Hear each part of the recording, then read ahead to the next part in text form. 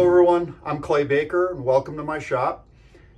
In this video, I'm going to be rebuilding the clutch on this 1986 Honda CT110 today on Motonexus.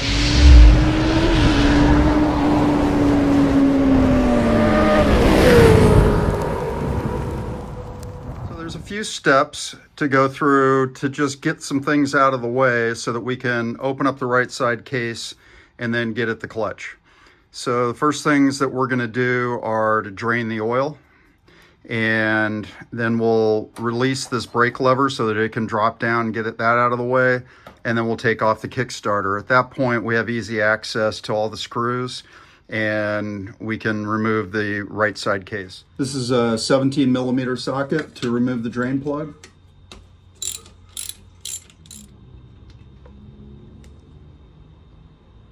Now we'll take out the pinch bolt on the Kickstarter. It's just a 10 millimeter. Now I want to take off the bolt, the adjuster bolt on the back of the rear brake so that we can drop the brake lever down lower. And it's just easier to do with this is a 14 millimeter socket. It's just easier to spin it with a socket than by hand. So I'm just pressing down on the brake to pull the rod forward. Now we can get this all apart. Next thing we can do to drop this down is just to release the spring so that this brake lever can just fall away.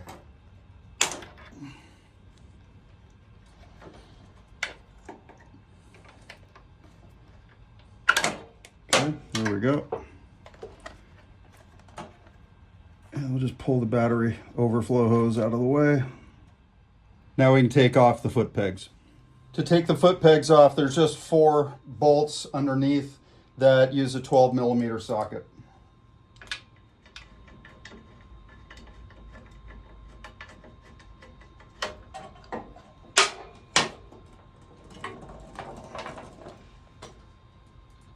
Now that the foot pegs are out of the way and the rear brake lever is dropped down, we can go ahead and remove the screws and pull off the right side cover.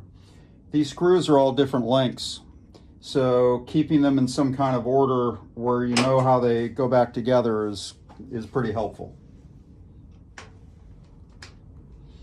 If your screws don't come loose with a screwdriver, you want to use an impact driver with a JIS bit so that you can just give a couple of punches with a hammer, loosen them up, and then take them out.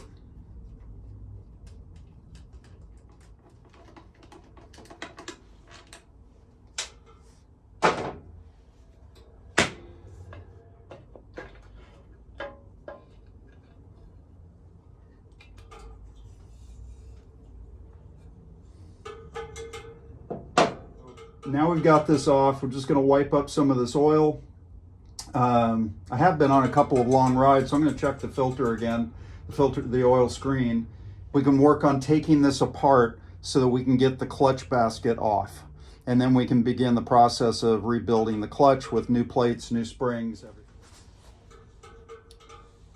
So then let's take off the shifter arm.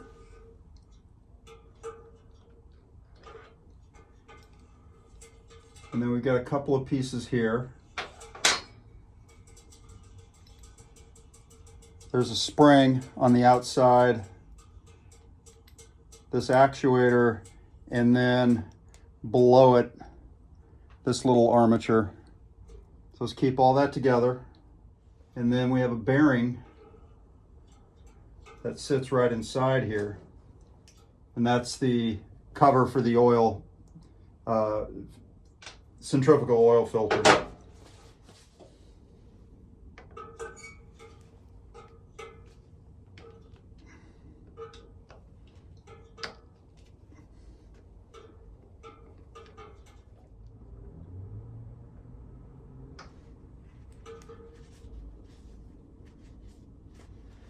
Gasket inside this cover should be in good shape. If it's not, definitely replace it. And then wipe out any gunk that's in here. Right down in here, the bottom right is your oil filter screen. And I'm gonna just gently take hold of this with some needle nose and pull it out. And yeah, this definitely needs to be cleaned. So I'll spray that out with some carb cleaner. Boy, there's some gunk in there that probably found its way through from the last oil change, because I just did this. We'll just take the filter screen with a little parts cleaning fluid, spray it out from both sides.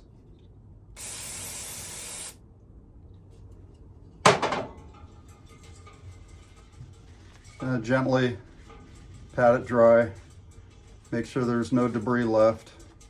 If you've got a bike that's been sitting for a long time and you do an oil change, and then you take it out on a ride, a good long ride, the chances are that you're gonna knock something loose in there and you're gonna pull some gunk down, and it's gonna get hung up here and inside of the centrifugal filter.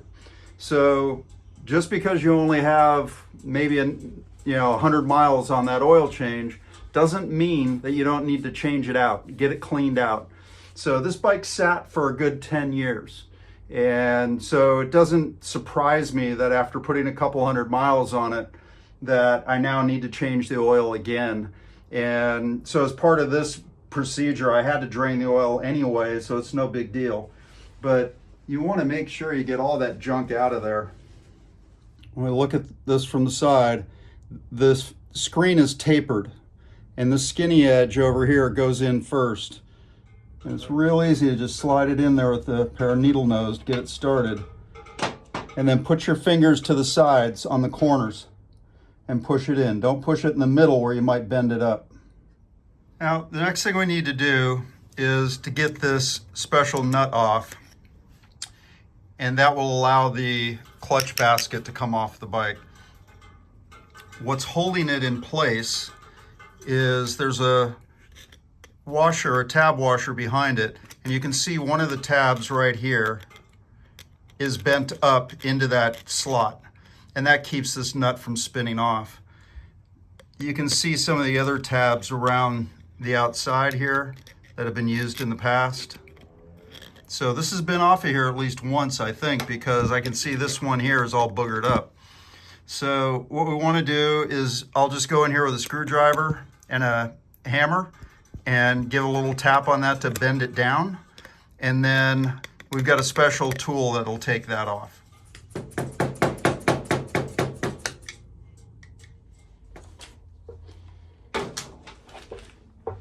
All right, so this is our special tool. It's double-ended, so it fits a couple of different nuts on the bike. And it's got a 3/8" square drive in the middle to put your socket onto. You could do this with a ratchet, that's not a problem. What I prefer to do is put it on an impact wrench.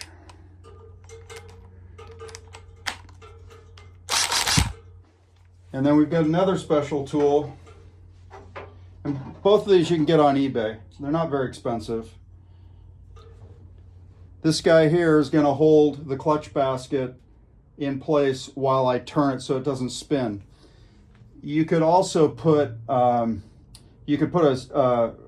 rubber strap clamp around this and then secure it down here, the handle down here against the swing arm or against the Kickstarter shaft. There's any number of ways to hold this, but you're not going to be able to hold it with your hand. These are just super convenient. Fits right over there, and now it's locked in place.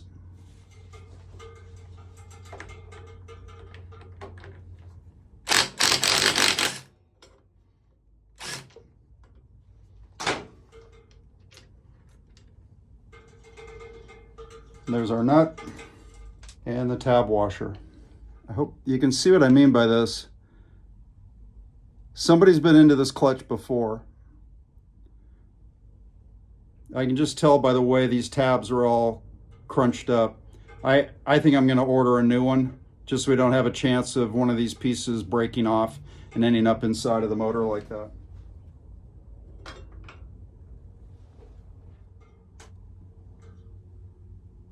And there's our clutch assembly.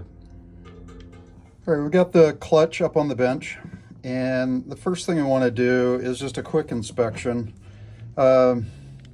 if I just hold onto the central drive gear, I should be able to turn freely to the right, to the clockwise as I'm doing, but I should not be able to turn it back counterclockwise. And I'm turning it quite a ways before I feel any tension build up and try to stop it, but then I can turn past. So either the springs or the friction plates are out of spec or completely shot on this particular clutch. So we're going to go ahead and take a look at that. And where we want to start is with the snap ring here. So if we just press down and release the snap ring, we'll be able to take out the whole pack.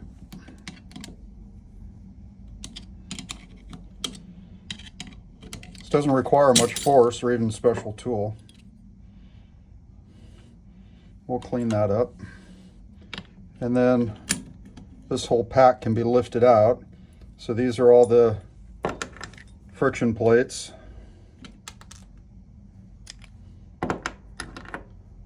And then we can lift out the steel plate with the springs. Now, inside here are the bob weights that are counterweights, so that when it's a centrifugal system where as this is spinning, these weights flip out and allow the clutch to work. And this, take the thrust washer off. So you should have 4 long springs and 2 short ones in this arrangement.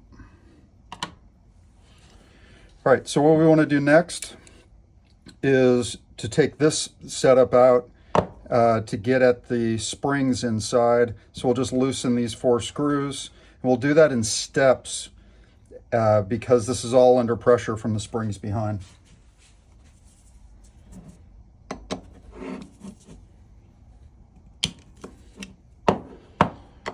So I'm going to loosen this crosswise. Go back and forth.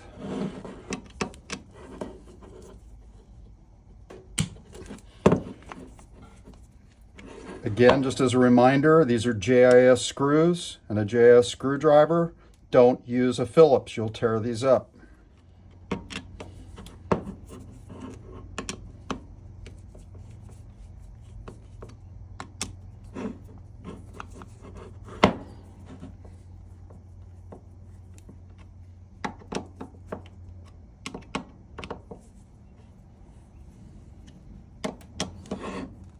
The manual will tell you to take these damper springs out first.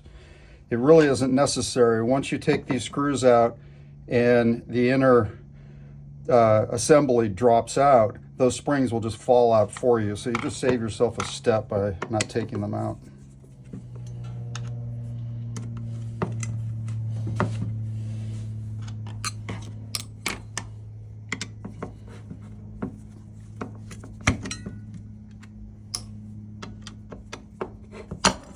There it goes. So now we'll just lift off the clutch basket.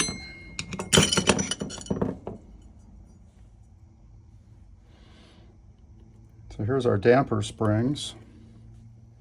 There's 4 of them. We'll clean those up before we put them back in.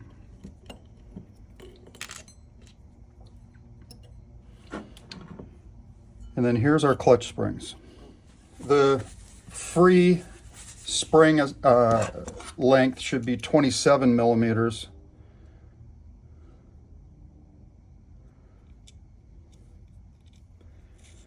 And the spec is minimum 26. Okay, this spring is at 24 millimeters, just a little over.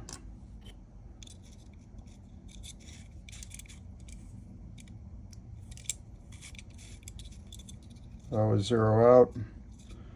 This one is 23.5. Okay, so these springs are all shot. None of these are meeting spec, so we'll replace those. Then we can take a look at this whole assembly with the bob weights.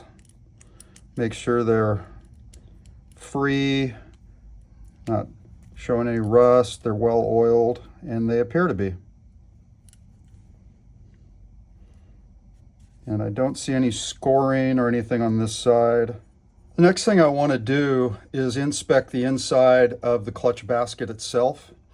And what I'm looking for are any scoring marks or wear marks on the inside where it shows that it's been rubbing. And really, I don't see anything here to be concerned about. If you did find scoring marks inside here, what you could do is take a small file, even some emery paper on a stick, and just smooth it down to get any rough spots out so there's no burrs.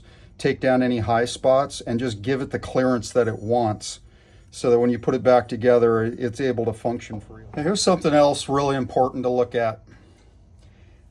I took this clutch apart. It's a very low mileage clutch, but somebody else has been in here. So there's only 1,600 miles on this bike. So when I took it apart, I laid the parts out in order that they came out. So if I look at the parts list, the parts diagram for the clutch and all its plates, I should see them in the same order. But I don't. These two plates are out of order. This is the top plate up here that goes on last, but these two plates should be reversed.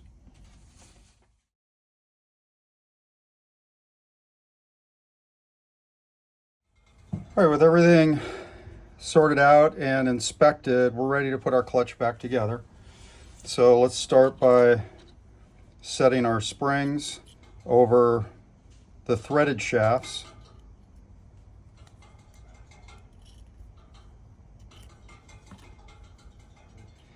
These tabs around the outside here go into the deepest holes, deepest slots. You can see we've got a full slot, half slot, 3/4 slot. Those tabs are going to slide into the deepest slots. And that will line up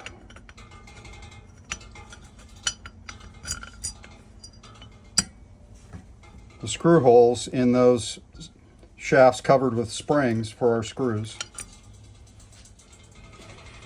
Now, you can press the basket down by hand.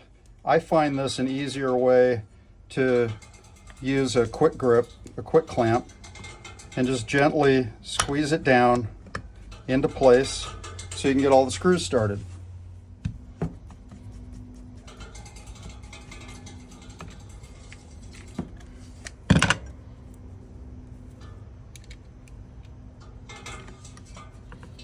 It's just a way of giving yourself a third hand.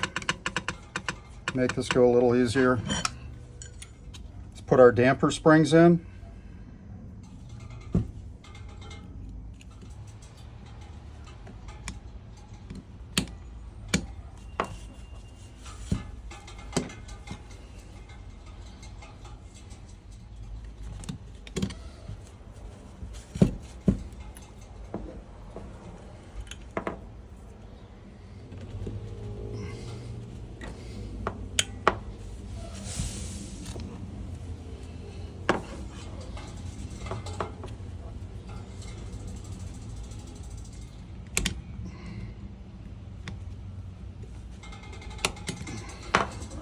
There we go. And then we'll just tighten down each of these screws. I want to tighten these screws in a cross pattern.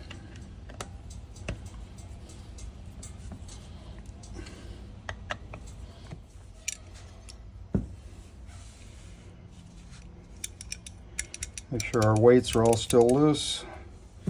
That's good. All right. Now a little bit of oil.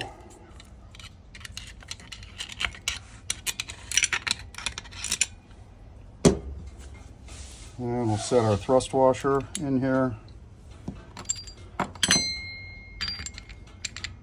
And make sure that's nice and free.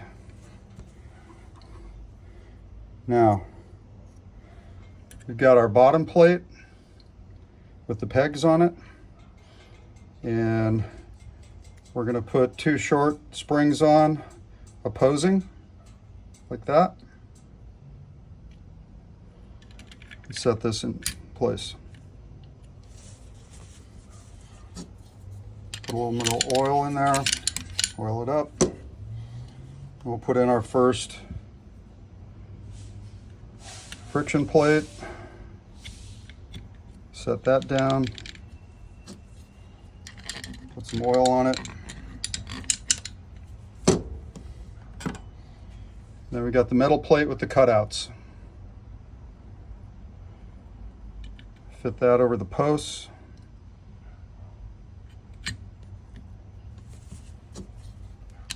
Oil. Next friction plate.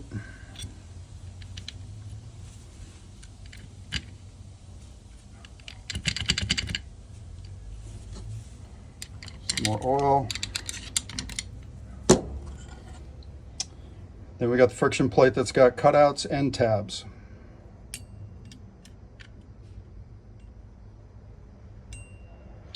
We want to put a tab with a hole in it up here at the top.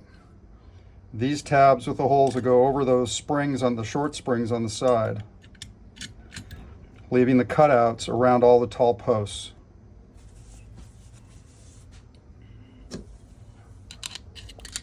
More oil. Another friction plate.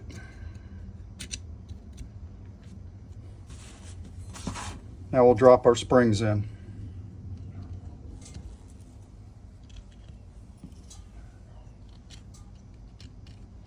On the 4 empty posts. Some more oil. Now we have our final top plate.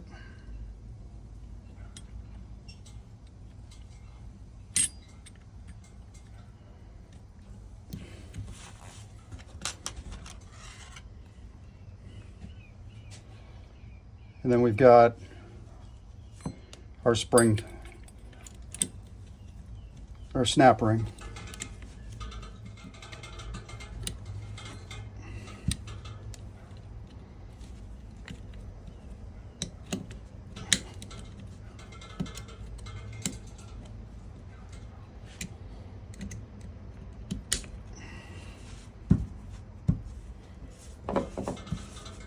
Now, assume that that snap ring is not in. We want to go around and make sure that it's completely seated into that groove. The last thing in the world you want is this snap ring popping out when the bike's running. So I just go around and work between each gap and then wedge the screwdriver in like that and give a gentle push. And if there's any more give, it'll take that up. And then the final test is this primary center drive gear should turn clockwise but not counterclockwise.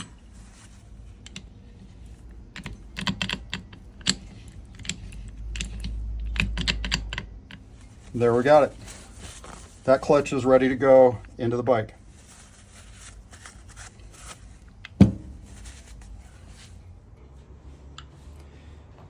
right, with our clutch rebuilt, we can put this all back together now. So make sure that this sleeve is installed.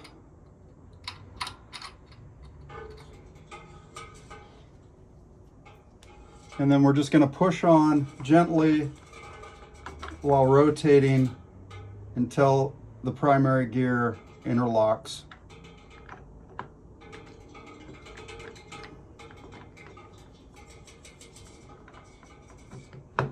Like that.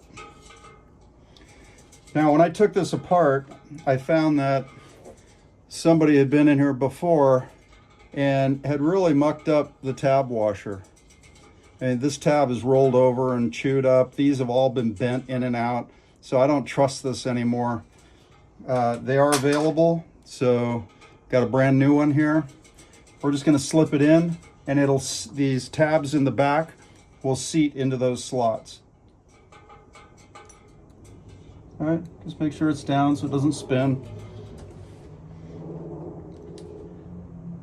And then we've got our special lock nut. So we're going to put our clutch holder back on the basket.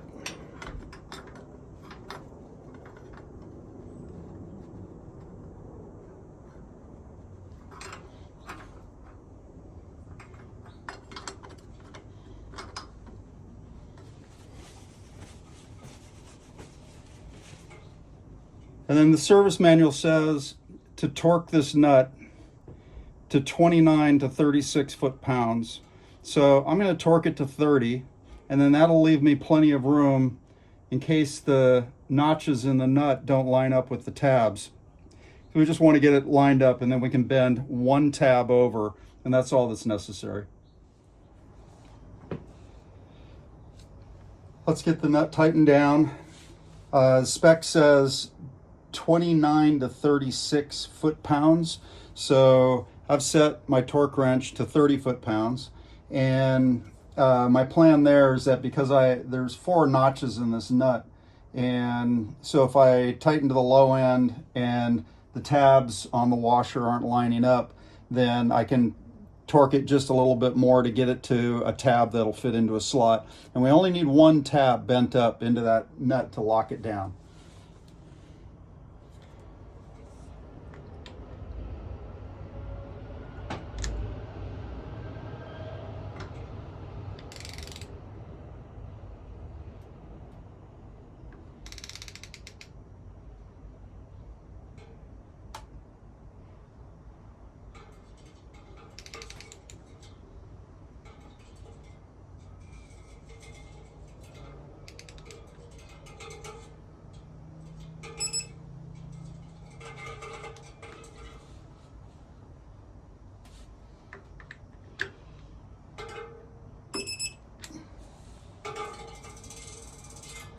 Just about there.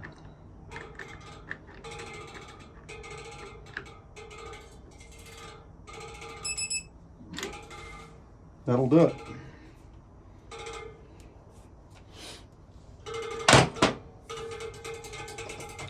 We'll just take a screwdriver and bend over one tab into a slot.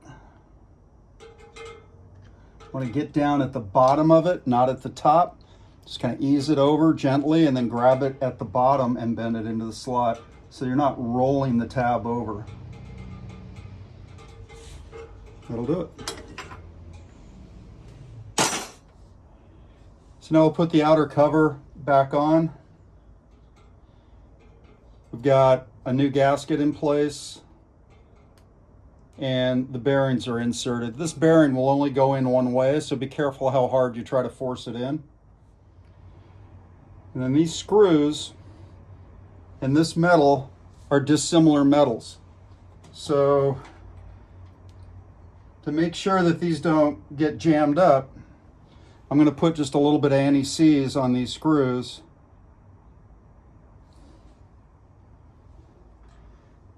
So I don't end up tearing these screws up the next time they have to come out.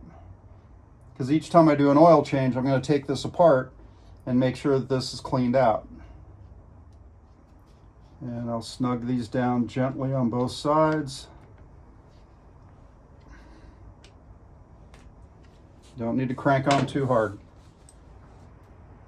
Now we'll put our armature back on. This is actually multiple pieces here, so if you took the inner sleeve out, make sure that it goes in the correct way. There's only one way for it to go in, and that's with the spring in first. So you should be able to see the spring on this side over here. And you should be able to plunge that in with your finger. If you can't, it's backwards. If that doesn't plunge in, oil's not going to get delivered. And we're just going to align that so that this gap here and this dent are pretty much at right around 1 o'clock, lining up with the shaft down here for the armature.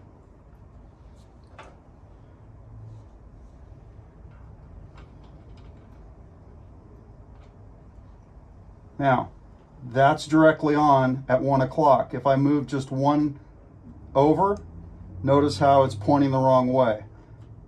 If I move one spline over to the left the wrong way, it's pointed in the wrong place. Make sure it's pointing right up here at about 1 o'clock.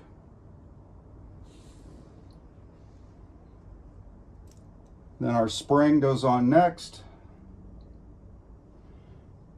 And then we have plate with the 3 bearings, and you notice that it's smooth on one side and you have a raised cap on the other. That cap goes in around the spring goes around it and lays in like that. Now, this is kind of the tricky part, is putting the cover back on without this falling off. Okay, now we have plate with the 3 bearings and a spring. The spring goes on the protruded side of the hole. Smooth on one side, protrudes out on the other. And that'll ultimately go up against this plate over the armature.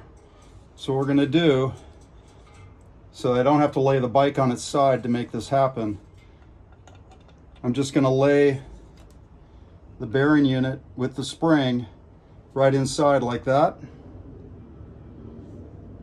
so that it lines up correctly. This is the way it came off.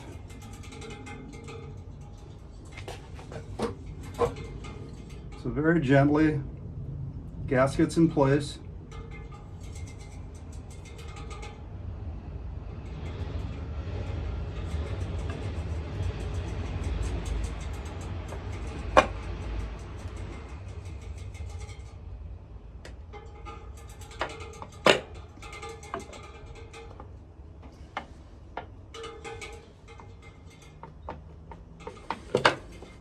There she goes.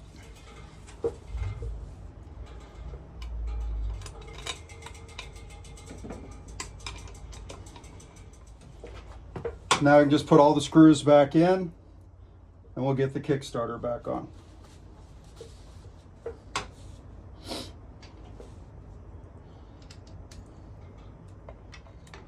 And then I'll tighten these down in a cross pattern to get that gasket to seat properly.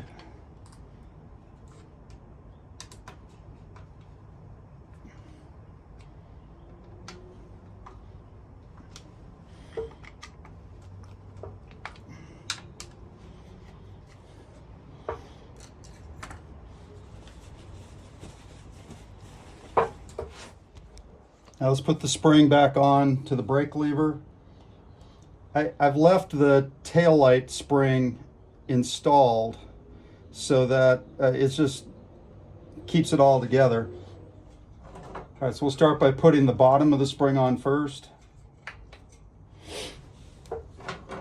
And now I can just lift the brake lever spring up over the dowel that's welded to the frame, and all of that's functional.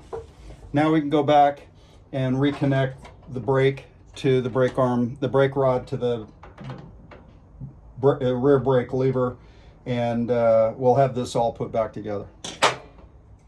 So put our Kickstarter lever back on.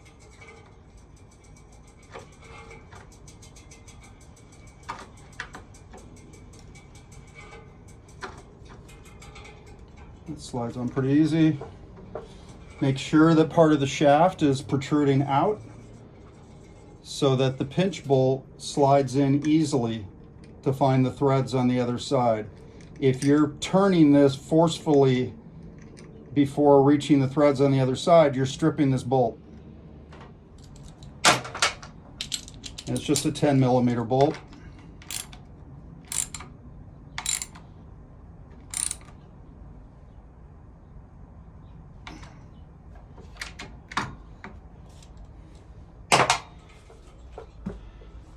So the last step is to put some oil back in the bike. You want to make sure that you're using a 1040 mineral oil, not a synthetic oil. These wet clutches want a traditional mineral oil. You can get it pretty much any cycle shop. People I've talked to said they like Honda oil the best. I can believe that. But any good mineral oil will do. So let's just top this off.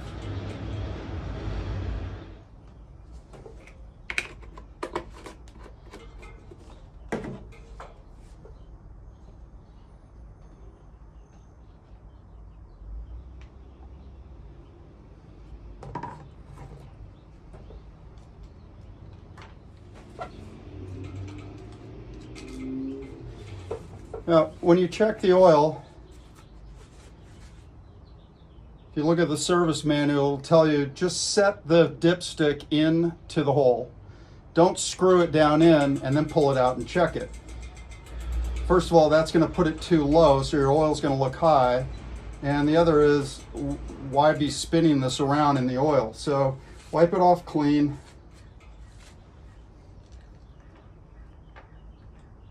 Set it inside and check it. And that's perfect. It's right at the top notch on our dipstick.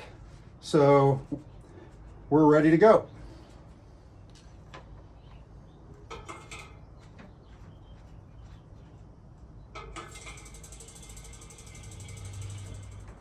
So we're ready to put the foot peg and side stand assembly back onto the bike, which pretty much completes this job.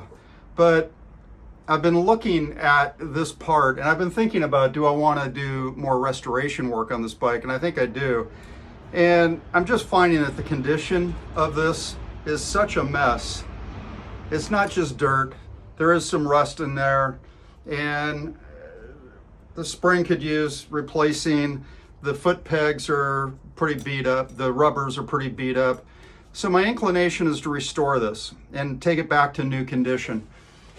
I have something new that I want to try, and it's a 2K paint that does not have an internal catalyst. It catalyzes with the outside air.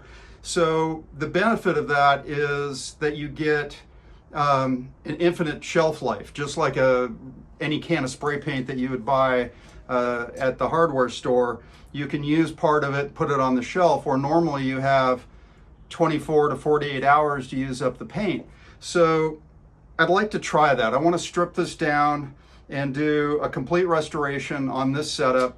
And the black that they have from this company is such a fantastic match for the original Honda gloss black. They have some other color, matte and satin finishes as well. I haven't tried those yet, but this gloss black looks fantastic. So we're gonna give that a try. This will be another video, and then we'll finish putting this bike back together, and that should wrap up most of the work on this CT110, and we'll get on to some other bikes. Thank you very much. I hope you enjoyed the video. If this was helpful to you at all to watch me do this clutch project or any of the other projects, please subscribe to the channel, click the like button. The more subscribers we get, the more it helps us. I'm targeting 500 subscribers right now, and we're getting close, but could sure use your help. So come on in, subscribe to the channel, tell us what you want to hear, and be glad to try to take care of any future projects that you're interested in. Thank you.